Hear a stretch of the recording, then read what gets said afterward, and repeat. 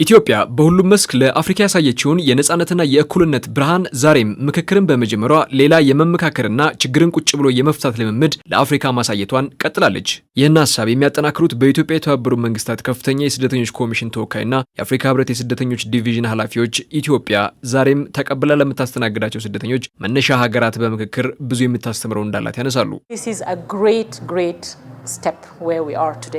ዛሬ የደረስንበት ይህ ደረጃ እጅግ በጣም ታላቅና የሚያኮራ እርምጃ ነው። ለእኔ ሰላምን ለማምጣት ብቸኛው መንገድ ምክክር ነው። በተለይም እኛ እንደ ተባበሩት መንግስታት የስደተኞች ከፍተኛ ኮሚሽነር የምንሰራባቸውን አካባቢዎች ስንመለከት ሰዎች በሀገራቸው ሰላም በማጣታቸው ምክንያት ከለላና ደህንነት ፈልገው ወደ ሌላ ቦታ ሊፈናቀሉ እንደሚችሉ እናውቃለን። በመሆኑም ኢትዮጵያ ከሁሉም ዜጎቿ ጋር ይህንን መሰል የውይይት መድረክ መክፈቷ እጅግ አስደስቶኛል። ህዝቡ በአንድ ላይ ተቀምጦ መወያየቱ፣ መፍትሄ መፈለጉ እጅግ ወሳኝ ነው። አሁን እያየው ያለውት የልማት ጉዞ የበለጠ ተጠናክሮ እንዲቀጥልና ሰፊውን የሀገሪቱን ጸጋና አቅም ሙሉ ለሙሉ ለመጠቀም ሰላምና መረጋጋት እጅግ አስፈላጊ ነው። የተለያዩ ማህበራዊ ዳራዎችና የበለጸገ ባህል ያላችሁ ህዝቦች ናችሁ። እነዚህን ሁሉ ልዩነቶች አጣምራችሁ ሰላምን ማረጋገጥ ከቻላችሁ ሁላችንም ኢትዮጵያን በአርአያነት የምንመለከታት ሀገር ትሆናለች ብዬ አምናለሁ።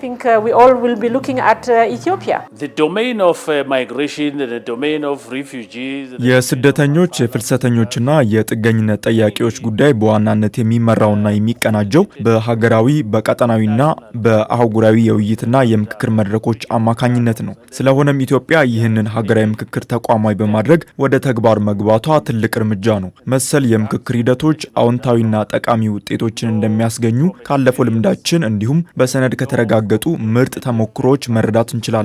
በመሆኑም የኢትዮጵያ ሀገራዊ ምክክርም በተመሳሳይ መልኩ ስኬታማ ውጤትን እንደሚያመጣ ሙሉ እምነት አለን። በምክክር ሂደቱ ላይ ከፍተኛው ነገር ተሳትፎና አካታችነት መሆኑን የሚያነሱት ሁለቱ ከፍተኛ ኃላፊዎች በምክክሩ ሂደት ትርጉም ያለው መደማመጥ ደግሞ ለተሻለ ውጤት ያደርሳል ይላሉ።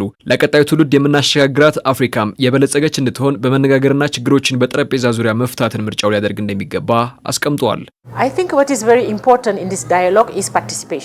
በዚህ የሀገራዊ ምክክር ሂደት ውስጥ እጅግ በጣም ወሳኙ ነገር የሁሉም አካላት ተሳትፎን ማረጋገጥ ነው ብዬ አምናለሁ። እውነተኛና ትርጉም ያለው ውይይት እንዲካሄድ ሰዎች እድል መሰጠት አለባቸው። ይህ እንዲሆን ደግሞ ንቁ ተሳትፎ ማድረግ ያስፈልጋል። በተሳትፎ ውስጥ ሌላውን ማዳመጥ ይኑር። በቅንነት ማዳመጥ ከቻልን ደግሞ ልዩነቶችን ለመረዳትና ለመቀበል ሰፊ እድል ይኖረዋል። በዚህ ልክ በልዩነት ውስጥ ሆነንም በአንድነት ወደ አንድ አቅጣጫ የመመልከት አቅምን ይፈጥራል። ለእኔ ይህ እጅግ ትልቅ መሰረታዊ ጉዳይ ነው። በአሁኑ ወቅት በአህጉራችን አፍሪካ እንዲሁም በምንኖርባት ሀገር ሁላችንም ብልጽግናና እድገት እጅግ ያስፈልገናል። ወጣቱ ትውልድ ከኛ ብዙ ይጠብቃል። በፍጹም ልናሳፍረውና ተስፋ ልናስቆርጦ አይገባም። ለቀጣዩ ትውልድ ብልጽግናን ለማውረስ ሰላምን ማረጋገጥና የጀመርነውን የልማት ጉዞ ሳይደናቀፍ መቀጠሉን ማረጋገጥ ይጠበቅብናል።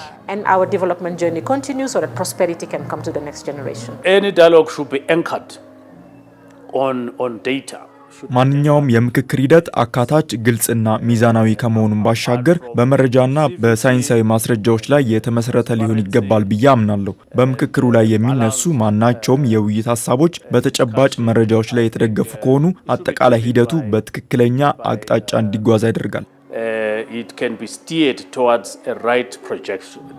ኢትዮጵያ የምታልፍበት የምክክር ሂደት ዛሬ ላይ በርካታ ለመግባባት ላላቸው የጎረቤትና የቀጠናው ሀገራት ጭምር የሚሰጠው ልምድና ትርጉም ከፍ ያለ ነው። ኢትዮጵያ ትልቅ ሀገር ናት። አንዳንዴ አለመረጋጋት፣ ግጭትና የተለያዩ ፈተናዎች የሚገጥሟቸው ጎረቤት ሀገራትም አሏት።